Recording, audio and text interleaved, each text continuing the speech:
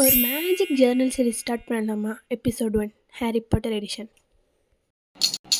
அம்மா தாயே, உன் ஊர் வந்துருச்சு, இறங்குறியா?